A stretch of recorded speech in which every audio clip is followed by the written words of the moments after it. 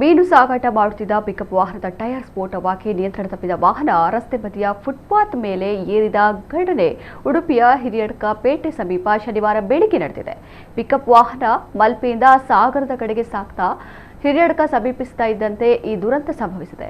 ಅಪಘಾತದ ವೇಳೆ ವಾಹನದಲ್ಲಿದ್ದ ಮೀನಿನ ಬಾಕ್ಸ್ಗಳು ರಸ್ತೆಗೆ ಬಿದ್ದಿದ್ದು ಮೀನುಗಳು ಚೆಲ್ಲಾಪಿಲ್ಲಿ ಆಗಿವೆ. ಘಟನೆಯಲ್ಲಿ ವಾಹನ ಚಾಲಕ ಅಪಾಯದಿಂದ ಪಾರಾಗಿದ್ದು ಹೆಚ್ಚಿನ ಅನಾಹುತ ಸಂಭವಿಸಿಲ್ಲ ಎಂದು ತಿಳಿದು ಬಂದಿದೆ. ಸ್ಥಳೀಯರ ಸಹಕಾರದಿಂದ ವಾಹನವನ್ನು ಸುರಕ್ಷಿತವಾಗಿ ತೆರವುಗೊಳಿಸಲಾಯಿತು.